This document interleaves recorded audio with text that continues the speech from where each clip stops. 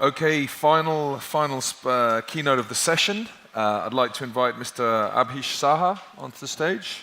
Abhish is from Merchant Suite. Welcome. Good luck. We'll speak to you at the end. The timer's down there. Do you have the clicker? Can everyone hear me? Yeah, great. It's always hard to be the last speaker after.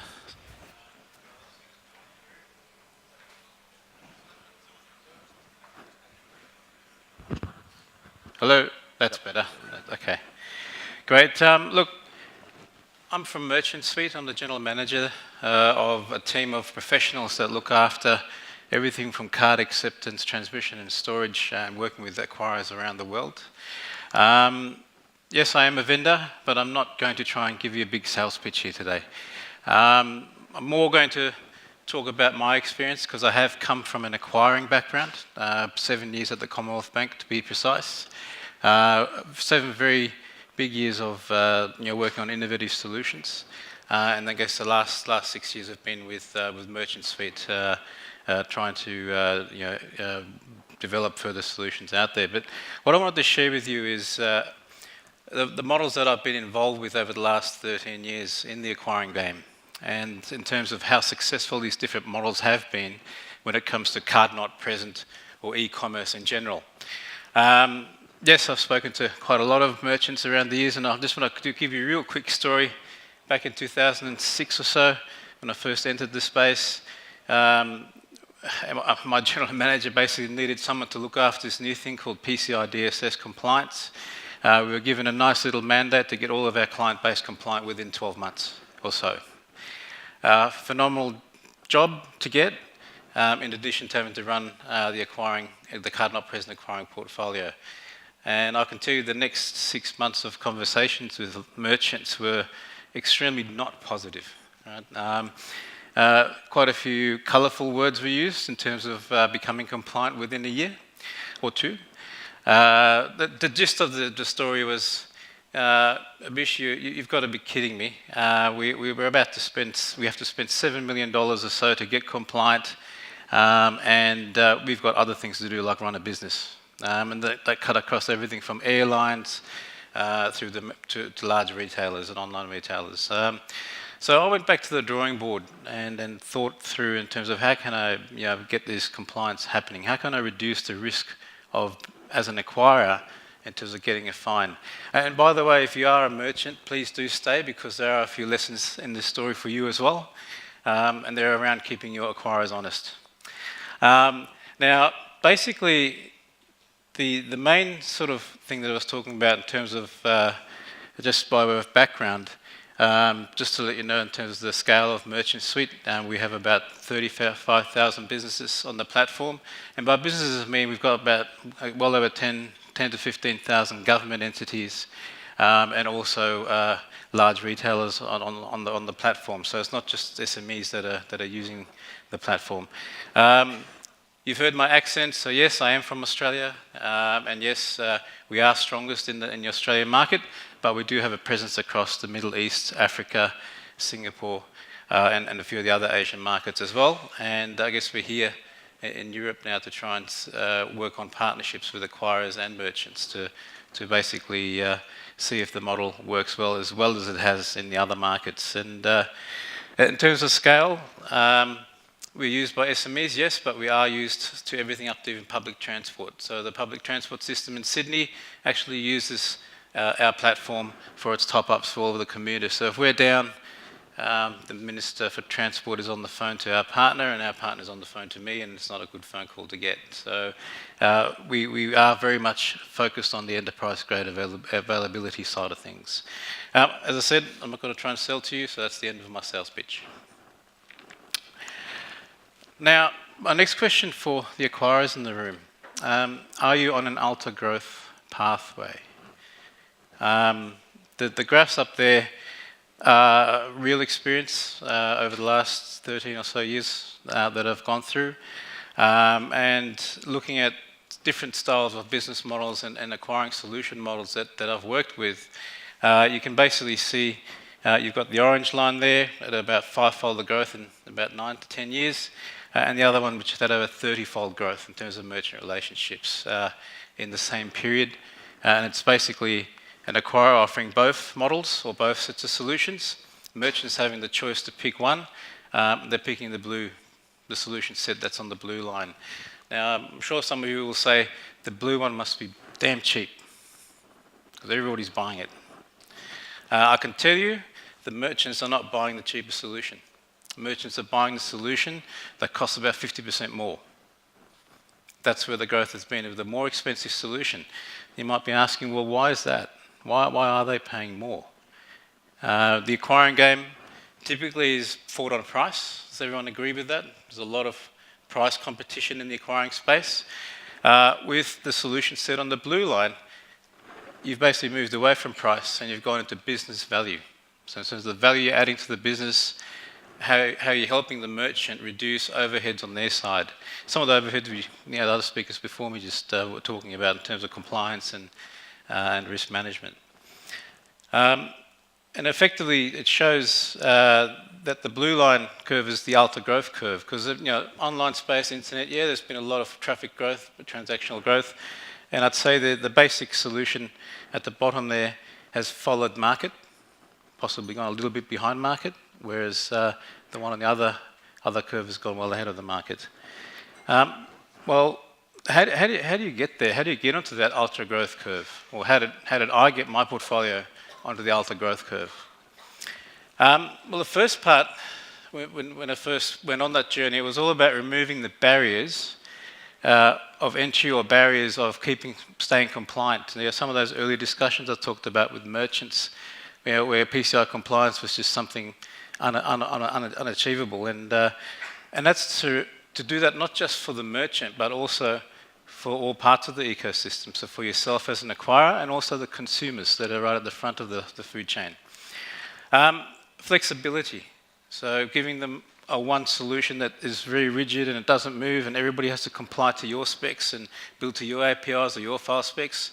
That makes it very hard for merchants to transition, and also for merchants across different industries to use the same sort of solution. So flexibility was key. So that's something that we really worked on when we designed our solution set. And the next part is, and I've alluded to it before, is providing real business value. Giving a merchant an API and telling them, go and do all the heavy lifting and all the compliance work and everything else around your front ends and your back ends of processing, that works well, but that works well if you want to be on that orange line that I had earlier, the one that has the lower growth curve. Being in the alta growth curve, you need to add more value than that. You need to add a lot more value for quite a few reasons. And the business process side is really important. If you can save a merchant FTE or personnel around handling reconciliation or handling card decline code reductions around for your recurring merchants, those sort of things are big high cost items for them.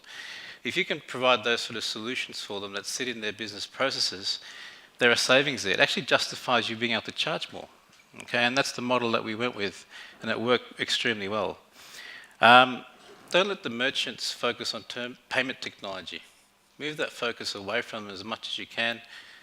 Do all the heavy lifting for them when it comes to new digital wallets that are coming out, the 3DSs and the MPIs and all the other sort of wonderful things that come in. So that's the secret sauce of being on that blue curve as opposed to the orange curve. But that's very easily said. And all of the actual detail of getting or executing on it is quite difficult. So in terms of looking after that ecosystem, making it more flexible and removing the barriers, the first thing is consumers. Obviously, there's a thing called financial sentiment. We've all, probably most of us here, old enough to experience the GFC and post-GFC era.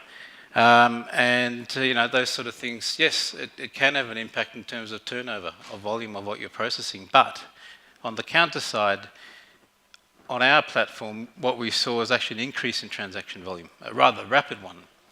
A lot of our clientele were in the utility space or government space, even in the retail space. And I think Mash was talking earlier around breaking things up into smaller tickets.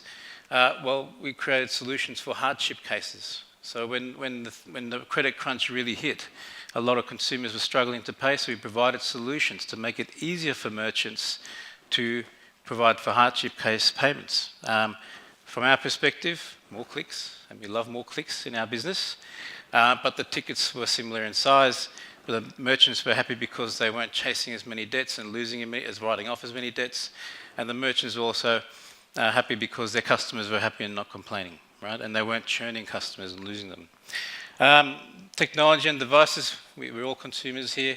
We all change phones regularly. They're constantly upgrading, and even in terms of devices, believe it or not, last time I checked the device set that uses our platform in terms of consumers, we get quite a few payments from a PlayStation 2 still, believe it or not, or an Xbox console. So it's not just mobile phones that are driving a lot of the traffic, but there's other types of devices out there that need to be catered for. And the next part is payment preferences. So as a merchant, it's like a bucket, and you're trying to catch all the possible ways of receiving these funds. And as you can see, there's so many different ways of a customer wanting to pay or having preferences to pay.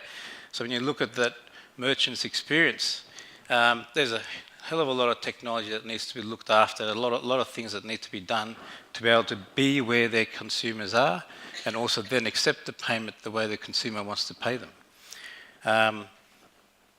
Easy challenge to come across to make it easy for the merchant, isn't it?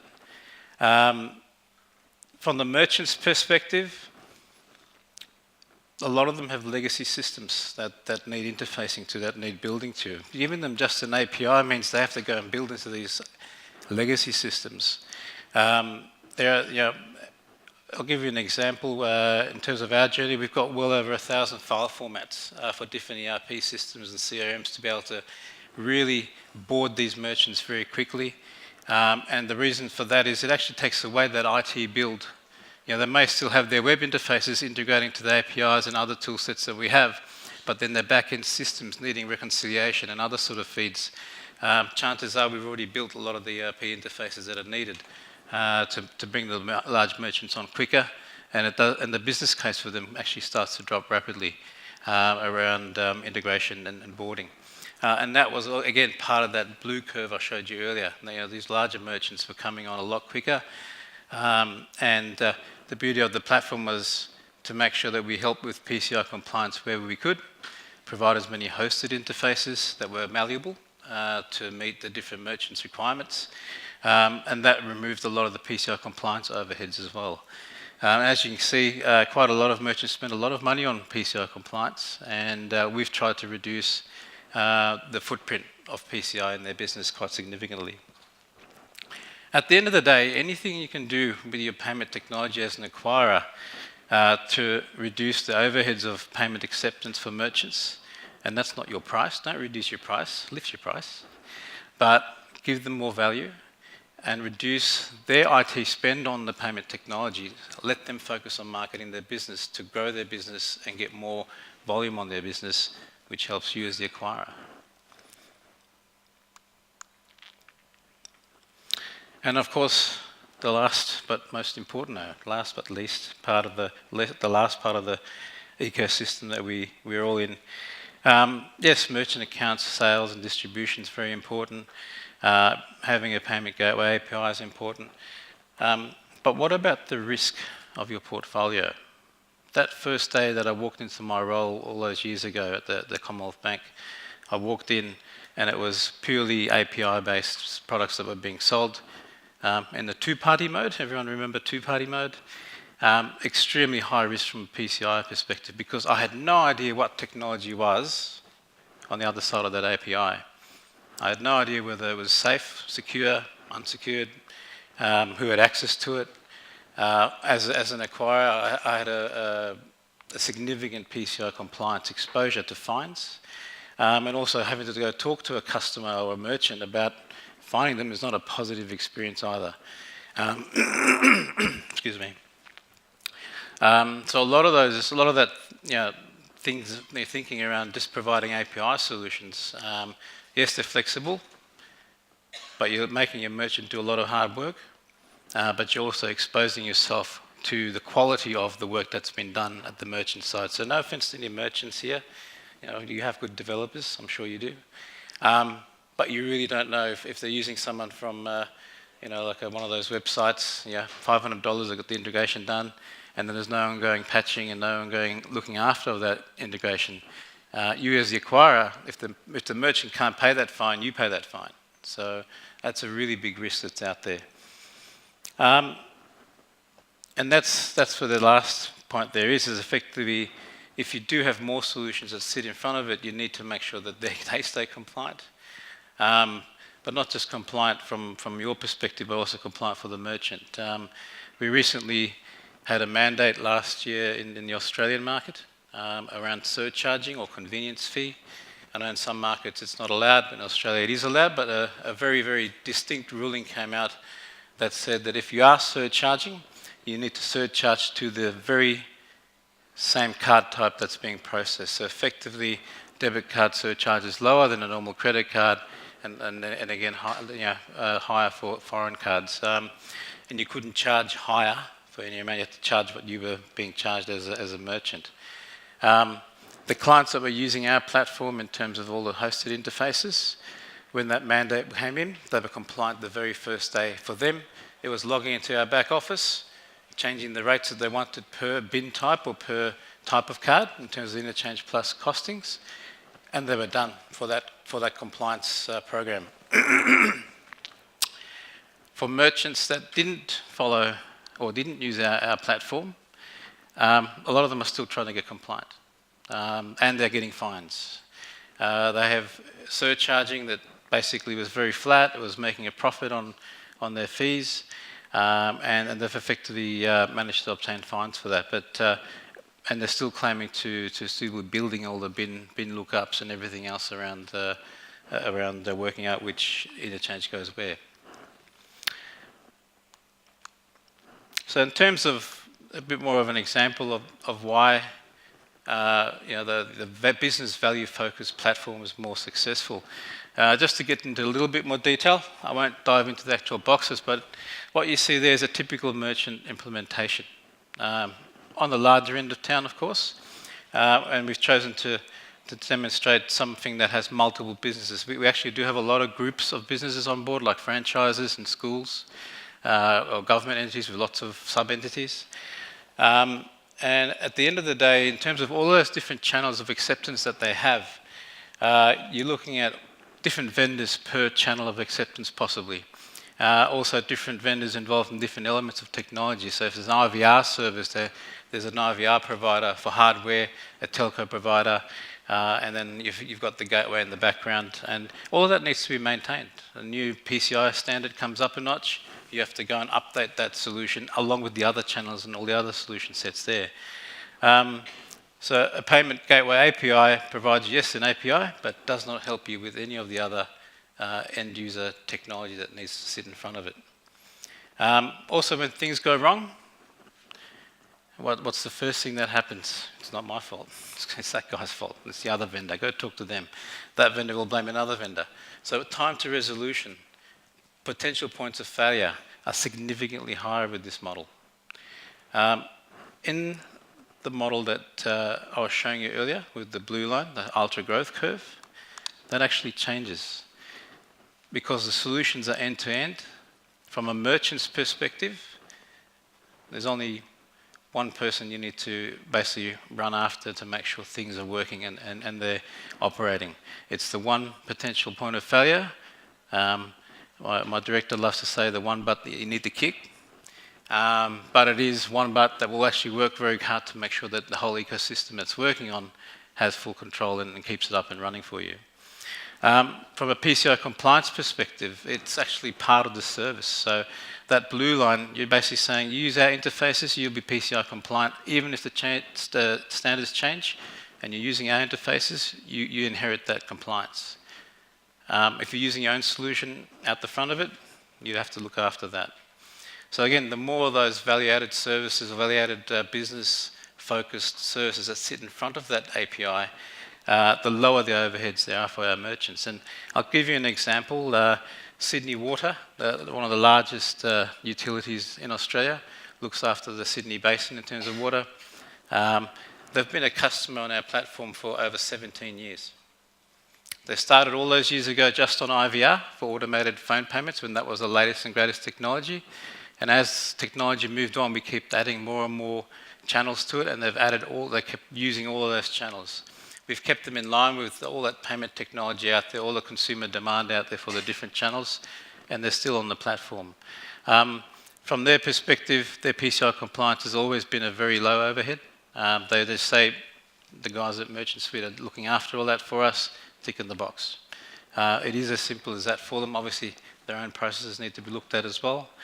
But then from a payment management overhead point of view, they've made all those initial savings by removing a lot of technology to host themselves and relying on the technology that the Merchant Suite platform provides. And they really do like calling us when things go wrong because they know they will fix it and they don't have to run after anybody else. So it's always a pleasant experience. Again, a pictorial sort of example. Typical payment gateway will give you a few little green boxes there. So very limited in terms of functionality, but in terms of a Merchant Suite type solution, again, a little sales pitch there for you. It's a much more comprehensive set of solutions across different use cases for a business. Our typical merchants will be using easily 10 to 15 of these solutions across the whole business, be it out of operations, be it out of call centres, be it out of their web or mobile technologies or their recurring billing engines. Every new feature we add, they basically can take that up or not take it up. Every time we upgrade, they inherit the upgrades. Again, with all of these channels, the PCI DSS footprint is significantly lower. We're nearly out of time, or? We are officially. Okay. And obviously you're now, just in order to keep everything running smoothly, I think if you've got a few more minutes just to kind of 30 seconds. Put up. Brilliant. Thank you very much.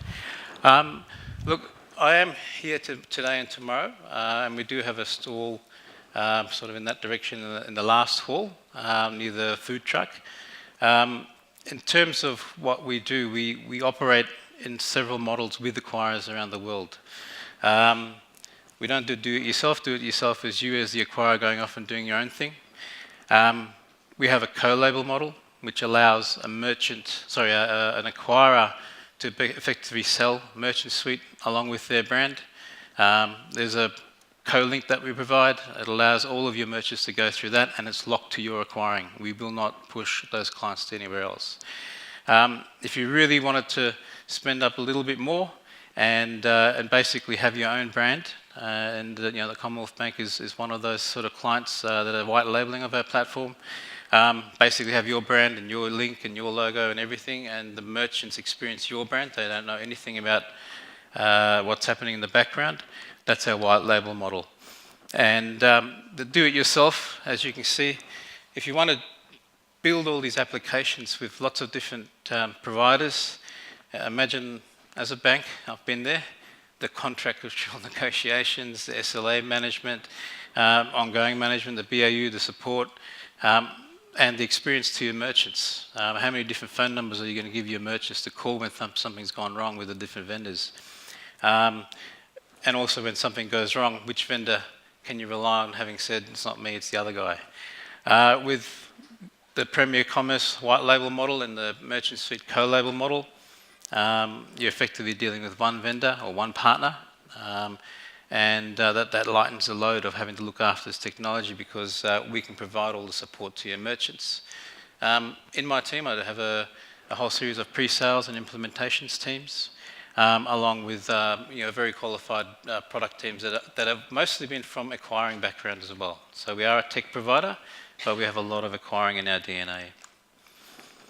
So just in summation,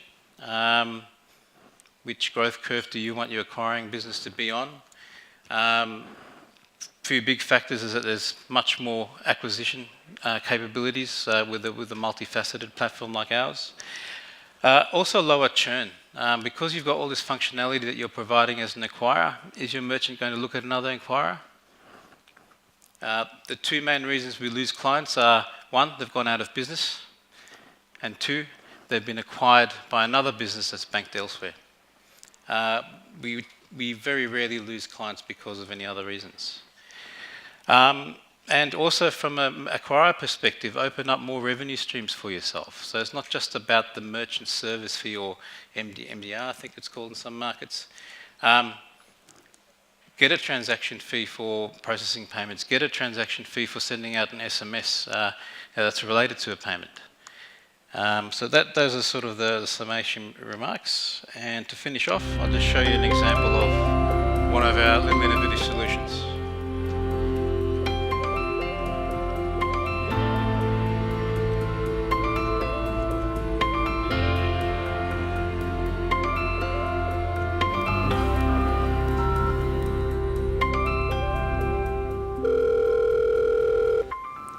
Good afternoon, you're speaking with Sam. How can I help you? Hi Sam, I'd like to make a payment please. Certainly, and how would you like to pay? I'd like to use Apple Pay. Could I please have your mobile number? 0416 815. Can I please have the invoice number? It's 77631. Okay, and how much would you like to pay today? $100, thanks.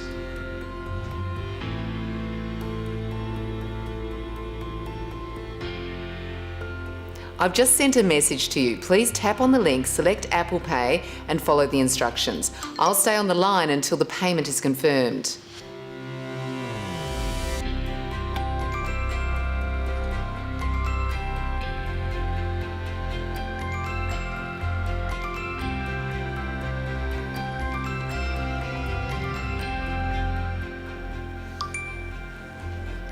The payment was successful. Is there anything else I can help you with?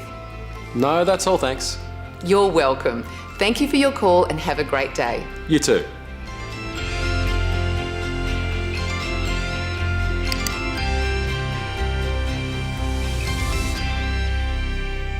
So the most common question I get is, why is a guy ringing up to make an Apple Pay payment?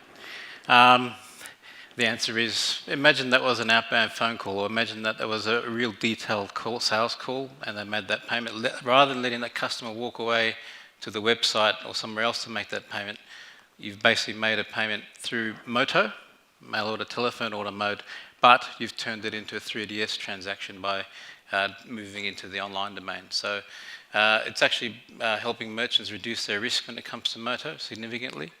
And as you saw the little clock there, imagine the full process of reading out a card number. It takes about 2.5 to 3 minutes based on a lot of the clientele that have given us feedback. Operationally, we've just cut off over 1.5 minutes of a payment processing call. So think about the FTE impact to merchants again. Sorry, I went over time. Yeah, we're very, very out of time. I hate to stop a man in full flow, but there is. I know that you guys have a stand here. Yes. And I think people are going to be coming back in here for the regulatory session, which is starting in about 15 minutes or so. Yep. So I would encourage everyone here to meet Abhish at his stand, which is outside. And I think there's some more slides and No, that's to be going on with. But thank you very much. No problem. A warm hand. Thank you.